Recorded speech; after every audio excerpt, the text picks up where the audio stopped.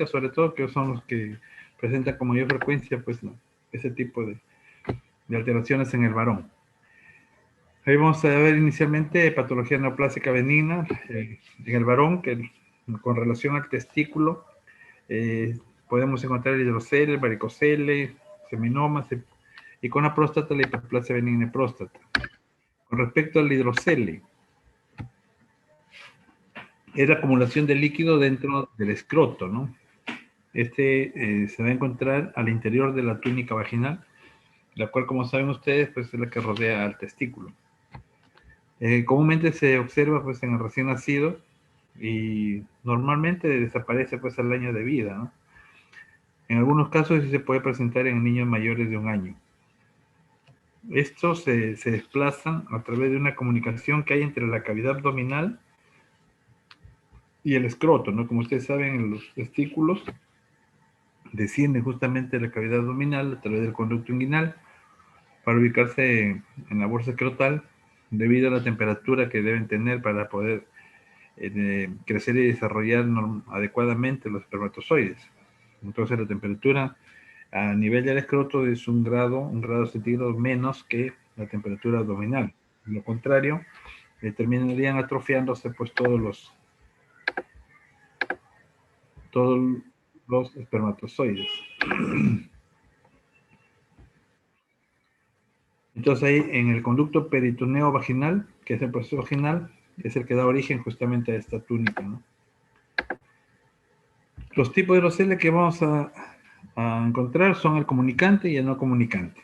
El comunicante, cuando el conducto peritoneal vaginal se mantiene abierto.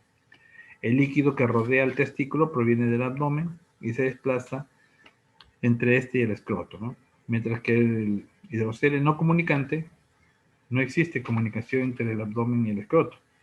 Y el líquido que rodea el testículo más bien proviene de las células que revisten la túnica vaginal.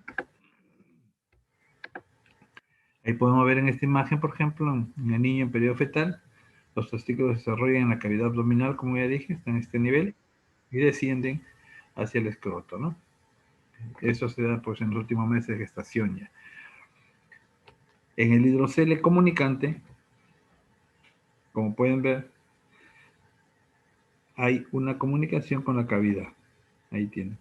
Ahí está el líquido, mientras que en no comunicante solamente se limita a la túnica vaginal. Ambos testículos aquí en su bolsa, en donde se evidencia, pues, su gran tamaño en el lado izquierdo, ¿no? Ahí pueden ver, miren, semejante asimetría que hay acá.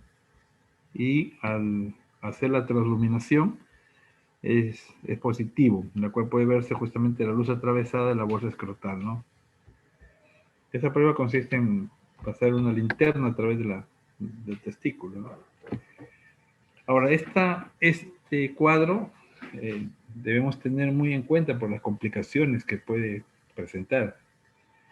Y esto depende, pues, del peso que pueda tener debido al grado de edema que puede haber ahí, ¿no? Al grado de líquido que pueda encontrarse.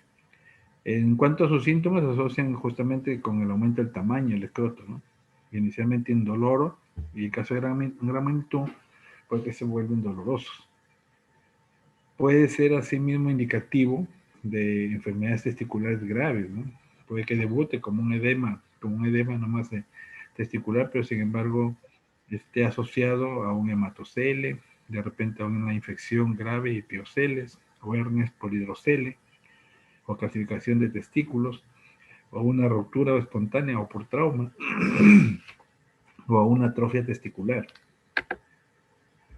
Ahora, ¿qué hallazgos histológicos tenemos acá?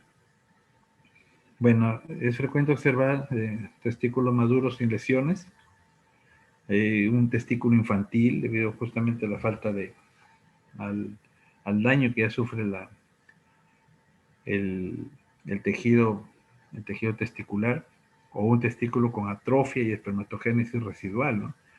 El testículo se puede atrofiar también. Puede haber una atrofia moderada e incluso sin espermatogénesis, o un testículo sin espermatogonias y con solo células de Sertoli, ¿no? Acuérdense ustedes que en el conducto testicular encontramos los los espermatozoides y las células Sertoli, y las células intersticiales que se encuentran justamente en el intersticio entre un conducto seminífero y otro. Asimismo, podemos encontrar un testículo con hialinización periductal, y esto ya va a llevar pues a una atrofia severa, ¿no?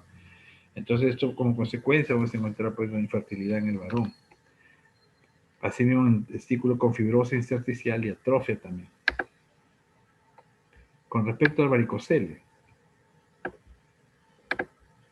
el varicocele viene del latín varix, que significa varices, que es una dilatación permanente de una vena, del griego kel, que quiere decir tumor, ¿no? Es una dilatación acompañada de tortuosidad justamente de las venas del plexo pampiniforme. Por lo general en el lado izquierdo, un 70 a 100% de los casos. Y menos en localización bilateral, que puede llegar hasta un 25%. El lado derecho, excepcionalmente, puede haber un 10% de casos. Este también se puede originar durante el desarrollo embriológico. Los testículos surgen del tubérculo genital indiferenciado y se inician junto con la segunda vértebra lumbar incluso. Luego, como se sabe, descienden hacia la bolsa escrotal y ahí quedan permanentes pues hasta la etapa adulta, ¿no? Las arterias que se encargan de irrigar los testículos son la arteria testicular, la cual aquí se adquiere durante las primeras semanas de vida. Ahí hay glándulas tubulares también, que son 4 a 5 centímetros de longitud por 2 a 4 centímetros de ancho y 3 centímetros de diámetro antero-posterior. El peso normalmente varía de 10.5 a 20 gramos y se localiza en la cavidad escrotal. Parcialmente anclado por el cordón espermático, en donde encontramos el conducto eferente, vasos sanguíneos espermáticos, vasos linfáticos y nervios, ¿no? Y ahí tenemos el plexo pampiniforme, en donde vemos en cada uno de las denominaciones, por ejemplo, el plexo venoso anterior, que está compuesto por plexo venoso pampiniforme y la vena testicular.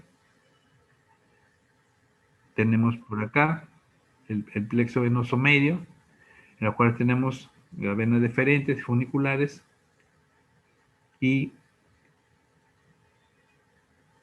vemos por último en el plexo venoso posterior las venas cremastéricas, ¿no?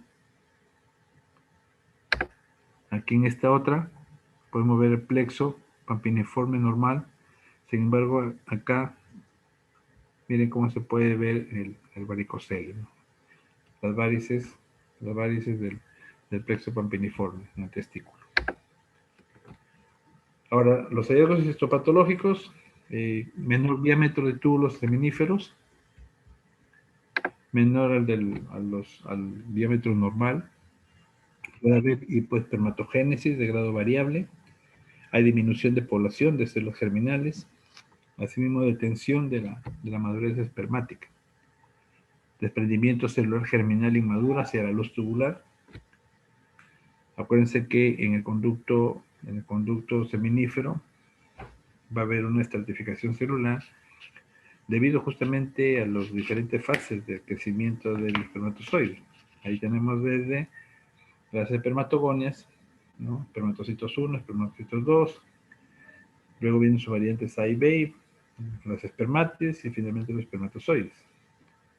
Y además, entre cada uno de estos espermatozoides podemos encontrar las células de Sertoli.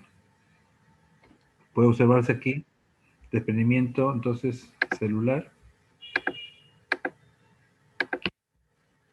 germinal inmadura hacia los túbulos, por lo tanto va a haber una reducción en cuanto a la estratificación celular.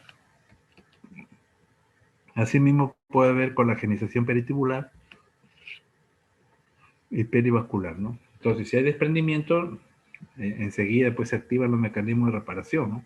Por eso rápidamente entonces esa parte se va a empezar a fibrosar, terminando finalmente atrofiándose el testículo. Por eso encontramos engrosamiento, fibrosis y alinosis. Hay alteraciones atróficas también o hiperplásicas de las células de Leydig, las cuales están entre conducto y conducto. Aquí en esta otra imagen, por ejemplo, vamos a ver ese testículo, que como ven no se observa nada de testículo normal. Ahí está la túnica vaginal, se ha extirpado el testículo y vemos una sola zona hemorrágica con zonas de coágulos incluso. Entonces, generalmente puede ocurrir esto por una torsión testicular que se puede observar en pacientes jóvenes, ¿no? En pacientes de deportistas incluso. Y miren ahí la gran cantidad de hemorragia que hay, que termina prácticamente aplastando a los conductos seminíferos que terminan como islas, ¿no? Miren ahí, ¿no? Y por acá, zonas incluso de coágulos. Aquí ven la zona limítrofe entre las zonas de hemorragia con las zonas que todavía no ha llegado. Y vense la diferencia entre estos conductos seminíferos con los de acá, ¿no? Están siendo prácticamente aplastados. Aquí a mayor aumento, ahí pueden ver. Y aquí, como pueden ver, zonas de fibrina y hemorragia activa. Acá una zona limítrofe y como pueden ver, miren, los conductos están totalmente atrofiados.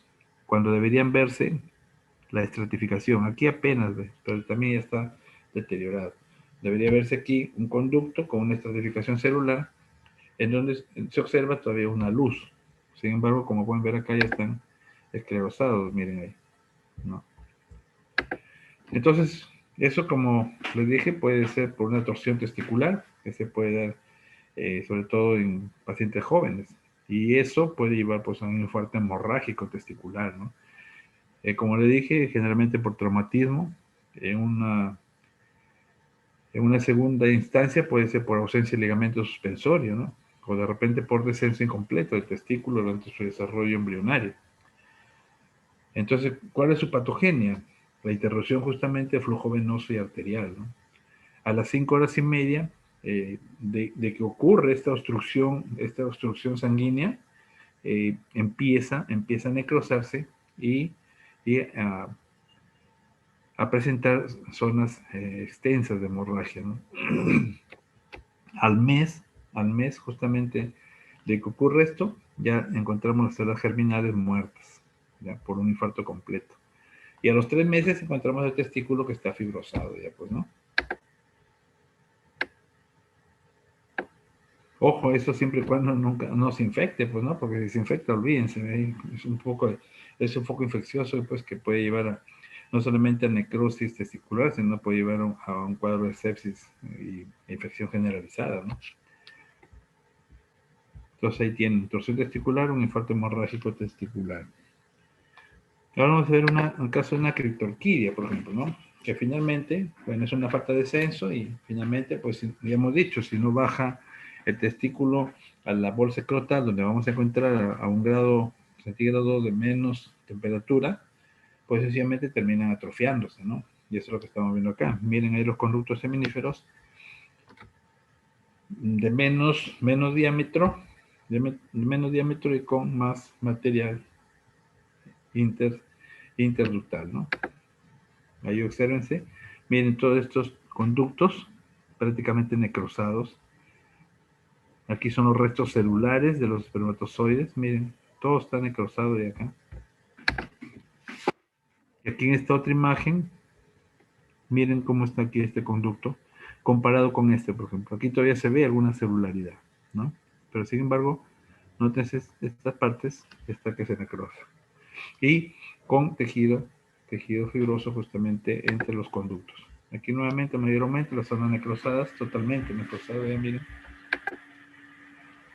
Y aquí tienen la albuginia, y nótense los conductos, prácticamente no hay estratificación celular, ¿no? Acá visto mayor aumento, miren, zonas totalmente ausentes de celularidad, y la luz más dilatada, ¿no? Cuando esta luz no tiene por qué ser tan angosta, sino más bien aquí debe verse una estratificación celular. Entonces fue una criptorquidia en donde vamos a encontrar pues una atrofia testicular. Ahora, estas criptorquidias se dice que son idiopáticas, se pueden presentar en 0,3 a 0,8% de todos los varones. Y se dice que sin tratamiento, a los 2 años presentan cambios histológicos. como engrosamiento de la membrana basal, fibrosis hialina y la detención de la espermatogénesis, ¿no? Entonces, en la atrofia testicular que encontramos, como ya han podido ver, los túbulos con ausencia de línea germinal, es decir, sin crecimiento, sin desarrollo de los espermatozoides, ¿no es cierto? No se observan tampoco células de Sertoli. Y en algunos casos en que no hay espermatozoides, solamente pueden verse algunas células de Sertoli, ¿ya? En general, cuando hay una plaza de células germinales, se conoce como síndrome Sertoli, porque es lo único que se puede observar a veces. Entonces ahí tenemos una atrofia testicular por una torsión testicular, ¿no? Ahora, cuando nosotros mencionamos los tumores testiculares, de acuerdo a la Organización Mundial de la Salud, se tiene presente sus diferentes agrupaciones, teniendo en cuenta su lugar de origen. Entonces ahí tenemos, por ejemplo, tumores de las células germinales. En este grupo tenemos a los seminomas. Tenemos al carcinoma embrionario, al teratoma y el coriocarcinoma. Asimismo tenemos tumores de los cordones sexuales y del estroma, y tumores de células germinales y de cordones sexuales y estromales. Aquí vemos un testículo, por ejemplo, ¿no? Este es uno de los tumores más frecuentes que se observa en el varón. Nótese ahí, este es el testículo. Esta parte es normal, así dice parénquima, de ese tono amarillento, envuelto por una cápsula blanquecina, nacarada, ¿no? Viene ahí en presencia de grasa, pero nótense acá, este es el tumor. Como pueden ver, bien delimitado, ¿no? Bien delimitado, que visto los cortes histológicos, vamos a encontrar así. Este es el tejido testicular normal, ¿ya?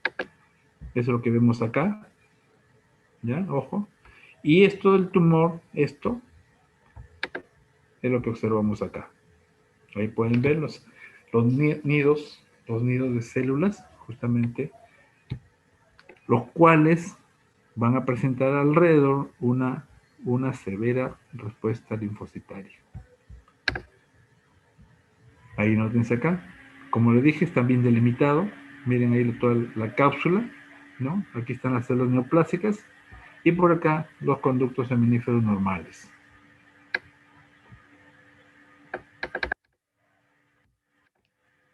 Entonces acá igualmente todo el nido de células neoplásicas. Aquí está sus cápsulas.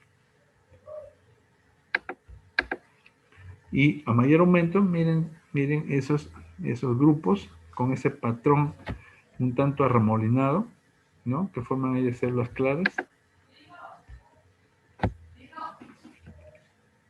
Aquí en esta otra pueden ver acá células neoplásicas, hay algunas células, algunos macrófagos presentes.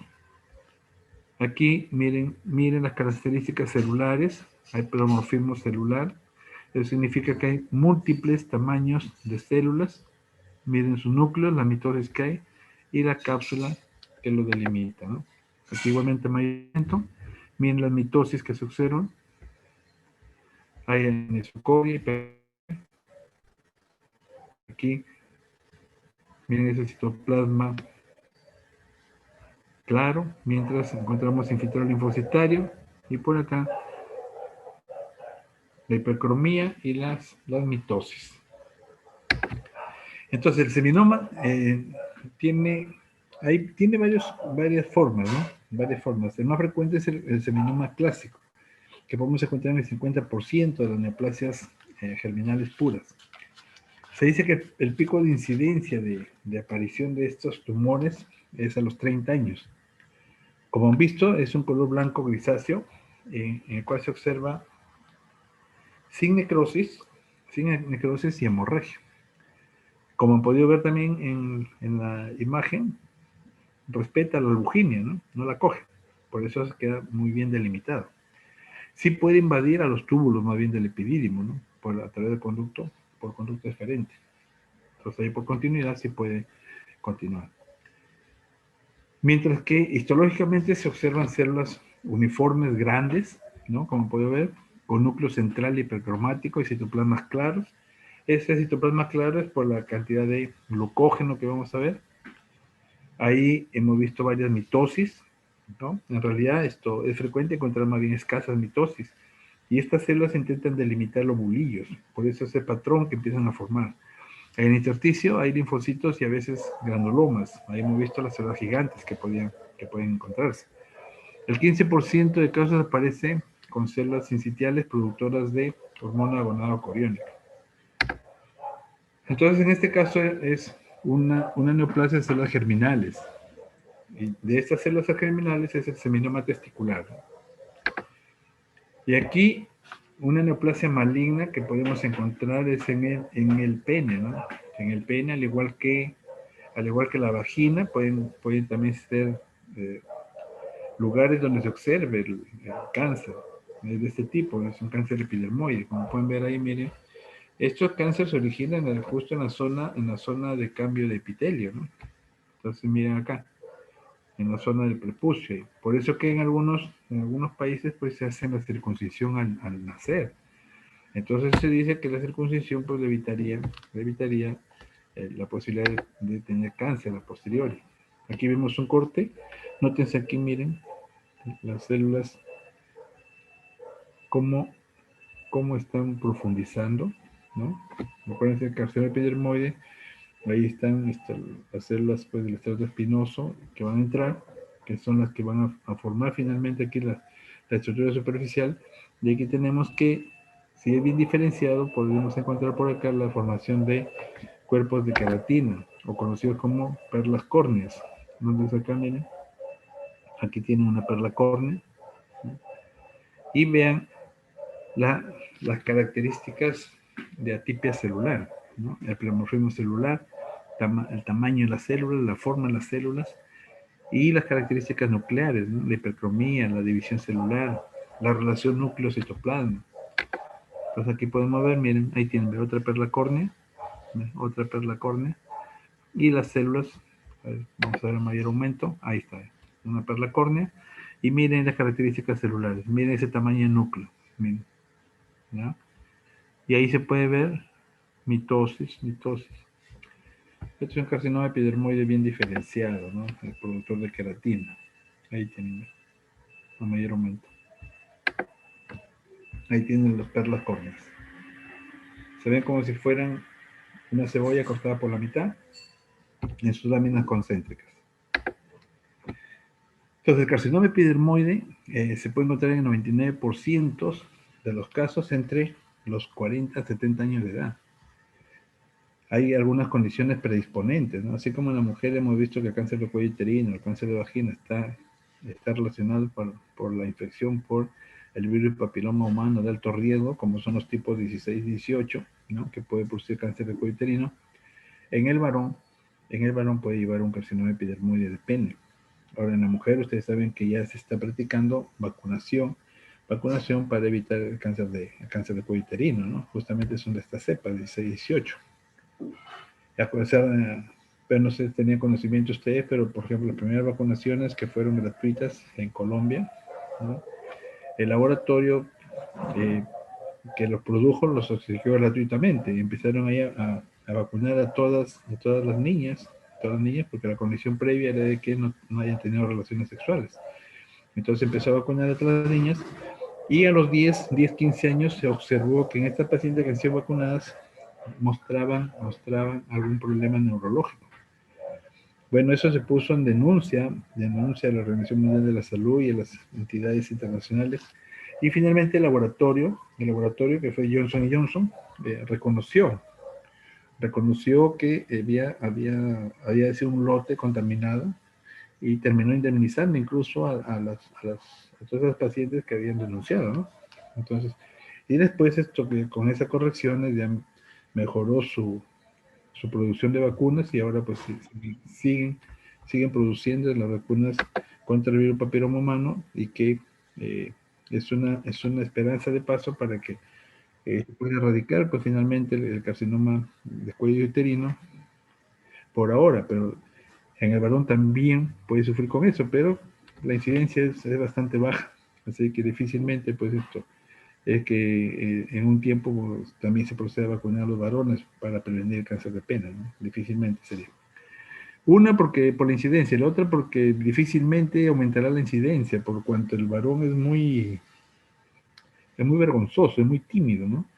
La mujer en esa parte es un poquito más asequible. La mujer rápidamente pues, puede ir al ginecólogo y para el examine, pero el varón es un poco más complicado. Mucho pudor. Cuando llegan los pacientes, finalmente no hay nada que hacer. Llegan así como he mostrado las imágenes, ¿no? Con semejantes lesiones cancerígenas que ya pues ahí ya ni la amputación sirve porque ahí son metástasis de otros lados. Entonces, morfológicamente, aquí, ¿qué vamos a encontrar? Como han visto, comienza en el glande o prepucio, como una placa o lesión papilar, ¿no? Generalmente blanca. Cuando alcanza 1 centímetro, empieza a ulcerarse esa lesión. Y es frecuente que se añada pues, a infecciones. En este punto es a veces en que consulta al paciente, ¿no? Por dolor y sangrado. Pero como les digo, en nuestra sociedad es poco frecuente que ocurra eso. La evolución En su evolución, posteriormente a esto va a haber invasión, se invade el núcleo del pene y hace metástasis a los ganglios inguinales.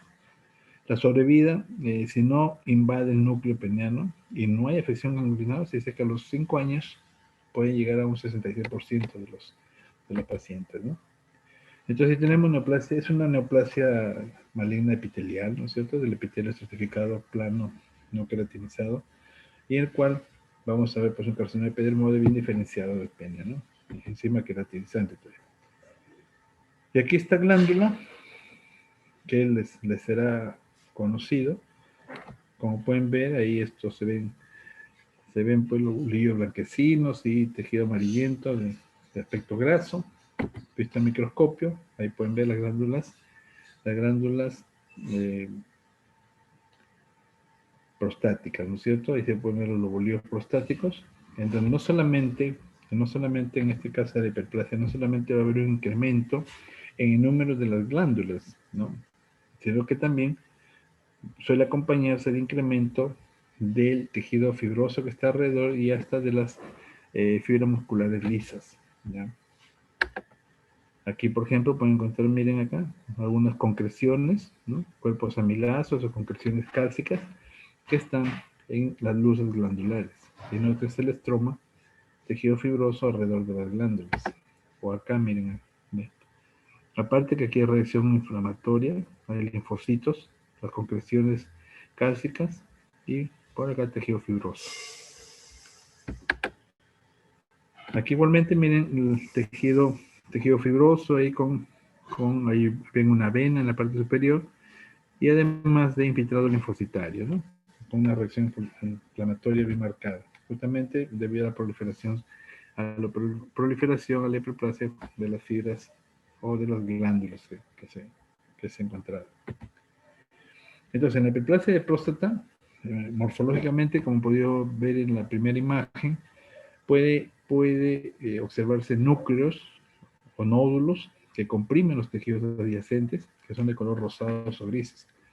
No poseen cápsula, están bien delimitados y en la histología, como les dije, puede ver la proliferación de los 3 elementos, ¿no? La glandular, la fibrosa y la muscular. Se distinguen por esos 2 patrones, una hiperplasia glandular o una hiperplasia fibromuscular. En la hiperplasia glandular aparece en la zona de transición, son los primeros en aparecer y es el cuadro más frecuente. Se ven glándulas con dilatación quística, incluso como han podido ver, y pueden tener papilas, ¿no? O sea, las glándulas se ven como prolongaciones digitiformes hacia el interior de la luz, pero conservan las 2 capas del epitelio normal, ¿no? Es decir, su capa basal y la capa que va a estar envolviendo toda la glándula.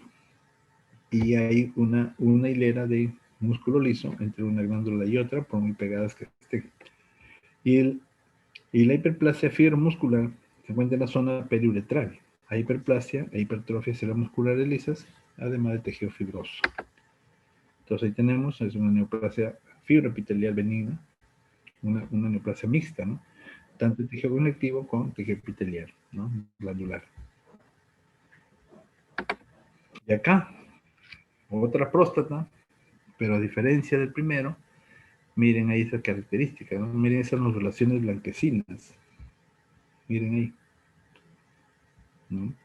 Entonces, lo más probable que este paciente, pues si se le ha hecho su PSA, lo más probable que esté bastante alterado. Se dice que el PSA, si es de 0 a 4 gramos por decilitro, es probable que se trate de una hiperplasia benigna de próstata, ¿no? Entre 4 a 7 se dice que ya eh, puede haber una posibilidad de encontrar un cáncer de próstata. Sin embargo, de más de 7 puede sí encontrarse un carcinoma prostático. Pero en términos generales, se opta por considerar de 0 a 4, menor de 4 y mayor de 4, ¿no? Mayor de 4, que puede ser hasta 200, 300, 400 unidades, es frecuente ya una neoplasia maligna y que esté, si bien no esté todo comprometido, pero ya se pueden encontrar algunos focos de carcinoma prostático, ¿no? ¿Y cómo se ve en la microscopía? Miren ahí, nótense esa diferenciación, ¿no? Esa diferenciación justamente que viene entre este tejido y lo que está alrededor, ¿no es cierto? Aquí, miren ahí proyectándose, ¿no? Entonces eso es lo que vemos acá. Nótese este tejido en relación con el de acá. El de acá es un tejido hiperplástico, ya hemos visto en las glándulas, miren, con calcificaciones y concreciones. Aquí no se ve nada de eso. Aquí se ven incluso algunas papilas, ¿ve? ¿No? Aquí, nada. Si vamos a mayor aumento, nótese, miren acá, este tipo de glándulas, comparado con estos que es de una hiperplasia. En la hiperplasia podemos encontrar glándulas dilatadas o glándulas incluso quísticas, ¿no? Sin embargo, en el carcinoma no ocurre eso. Ahí tenemos. Y para, para diagnosticar o para informar el carcinoma de próstata, se utiliza la escala de Gleason, ¿no? La escala de Gleason es una escala que se nombra de 0 a 10 y en el cual observamos dos campos, ¿no? Dos campos se observan y se informa en base a esos dos campos que orientan hacia ver que sea una lesión, o sea, donde es el cáncer más grave, digamos, con la zona del cáncer que parezca más leve, ¿no? De tal forma que se numera desde el 1 al 10 y, por ejemplo, se pone pues en el sentido de numeración y dependiendo de eso va a darse el diagnóstico que finalmente termina pues en un carcinoma bien diferenciado, un carcinoma moderadamente diferenciado o un carcinoma pobremente diferenciado. De estos, el que es pobremente diferenciado o indiferenciado son los de peor pronóstico, ¿no? Son los de peor pronóstico. Cuanto más diferenciado es, significa que se parecen a a la célula original, ¿no? A la célula que dio origen a ese cáncer. Y cuanto más indiferenciado es que no se puede determinar cuál es la célula que puede originar ese cáncer. Aquí, por ejemplo, miren. ¿Y cómo se observa? Se observa en una vista panorámica, se observa la presencia de glándulas prostáticas que, como ven, se ven bastante diminutas, de diferentes tamaños, y están juntas unas de otras, casi sin espacio entre una y otra, y cuando uno va al microscopio incluso no se observa ya que exista esto, más que la membrana basal como separación de una glándula a otra, ¿no? Aquí vemos este aumento, por ejemplo, miren, múltiples glándulas, ¿no? Debido a que hay una proliferación celular. Estas glándulas se ubican por el estroma, ¿no? En forma aislada, de forma dispersa, y luego se van acumulando formando un patrón canalicular, un patrón glandular. Pero esas glándulas no son de caracteres normales, ¿no? Por eso se ven esas zonas pequeñas y hay una diferenciación entre una y otra zona. Nótese acá. Aquí en este aumento incluso se puede diferenciar las células cancerígenas, teniendo en cuenta los criterios de malignidad celular ahí pues podríamos decir que hay un cáncer, ¿no? Porque vemos el plasmorrismo celular, vemos la relación núcleo-citoplasma alterado, vemos la hipercromía nuclear, vemos ahí incluso hay mitosis, ¿no? Nótese acá, por ejemplo aquí, se observa mitosis. Y lo que me da el grado viene a ser la forma como se agrupan estos diferentes glándulas, ¿no? Ahí pueden ver, miren estas glándulas, esta más pequeñita, aquí solamente de 4 células, por acá de esta, mientras que hay otras un poco de más tamaño. Pero nótense las características celulares de atipia. Entonces miren la separación que hay entre una glándula y otra. Apenas la membrana basal, o acá miren, no se observa ni siquiera ninguna, aquí normalmente debe haber fibras musculares que separan, aunque sea una hilera de músculo, ¿no? Músculo liso que separa una glándula de otra. Sin embargo, acá vemos que está prácticamente unido ambas membranas basales. Acá igualmente, miren la diferencia, esas formas variables, ¿no? de las glándulas, y con la agrupación de esas células atípicas, ¿no? Aquí, por ejemplo, miren cómo se ponen estas glándulas pequeñas, ¿no? Otras glándulas. Y esto que es la presencia de glándulas dentro de otra glándula, ¿no? Que se denomina como telescopado, ¿no? Telescopado glandular.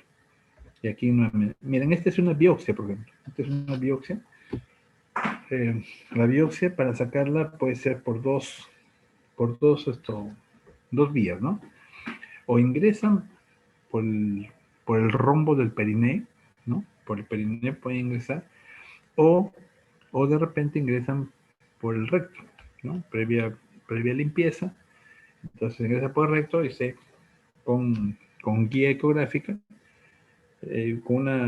se hace pues biopsia por aspiración con aguja fina, y se sacan estos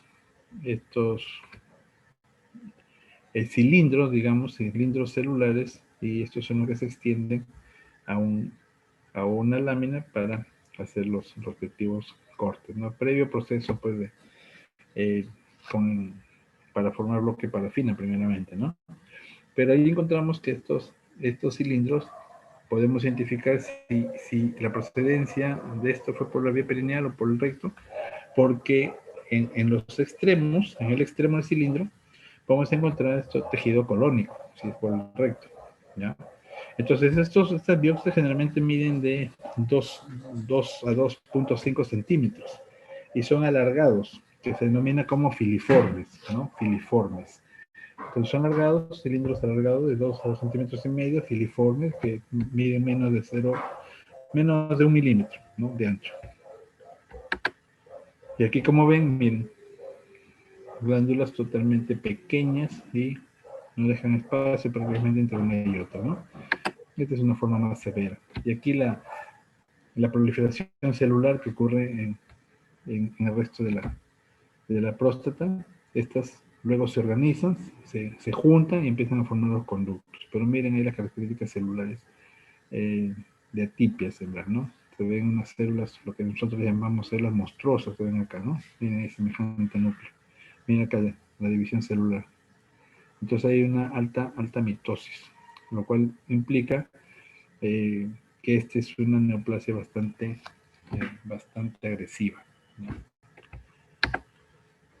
Entonces tenemos que en el adenocarcinoma de próstata encontramos variados patrones glandulares, como hemos visto en la hiperplasia benigna de próstata. Aquí también se puede observar distintos patrones de aspecto acinal, en 70%, forman acinos, como han podido ver. Las glándulas neoplásicas pequeñas van a presentar una sola capa de células cúbicas o cilíndricas bajas, apretadas, como ya hemos visto, con ausencia incluso de capa celular basal, ¿no? Por eso les decía, están pegadas ahí. Normalmente debería encontrarse ahí entre una y otra, pues incluso hasta algunas fibras musculares. Aquí desaparecen. Son irregulares y apiladas, sin estroma entre ellas. Los adenocarcinomas de próstata reciben un grado histológico, que es lo que les decía, ¿no? El grado de Gleason. Y los nucleolos prominentes son un rasgo histológico característico de un adenocarcinoma de próstata.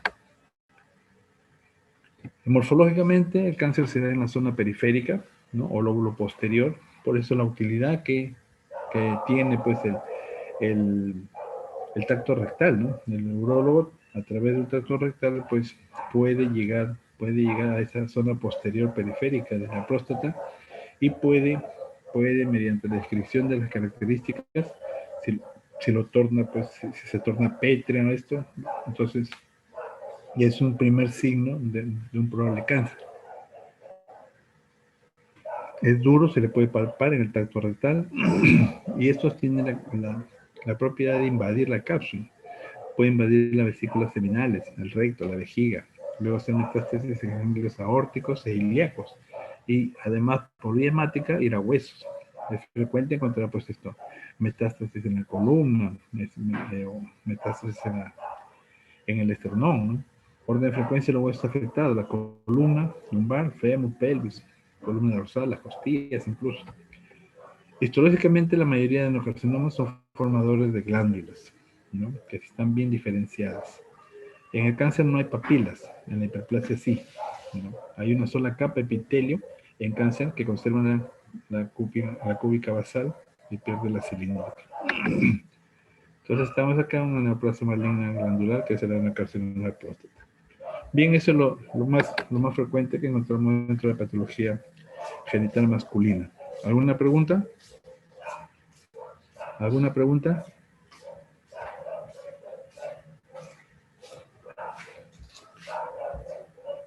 Bien, si no hubiera preguntas, entonces...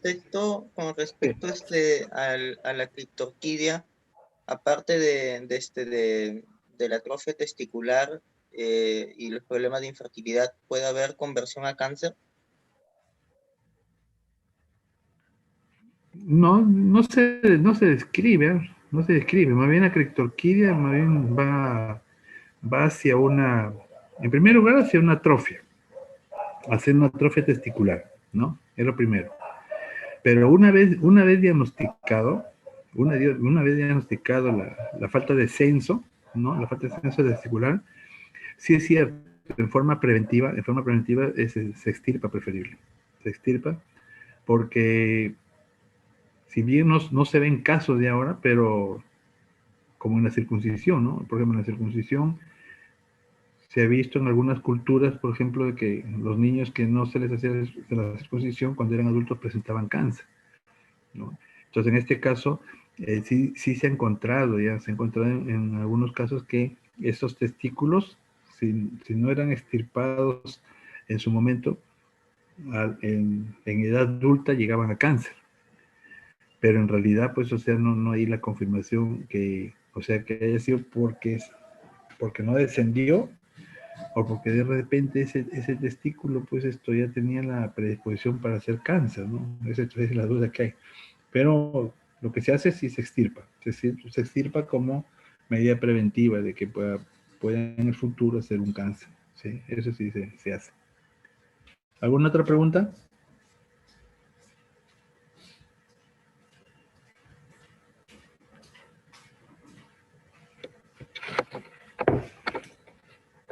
Bien, si no hubiera más preguntas, entonces, a ver, el delegado, por favor, me avisa a ver cuántos son los trabajos que han presentado, por lo menos, ya, a ver, para comunicar a la doctora y pueda ver dónde se encuentran, para poder evaluarlos ya, porque está revisando la semana pasada y también esta semana, después de la capacitación que hemos tenido, pero lo que abro me sale que es del año pasado, ¿no? A ver si por favor ahí el delegado apoya. Lo que sí, como le vuelvo a repetir, me han llegado dos trabajos a mi correo, al correo institucional, pero eso se evalúa en el aula. Entonces, de nada sirve que yo le evalúe pues aparte y después cómo ingreso la nota. Por eso tiene que ser en el mismo aula. Bien, muchachos, entonces si no hubiera más preguntas, buenas noches, quedamos entonces con eso en comunicación. Ya la próxima semana es su examen ya teórico.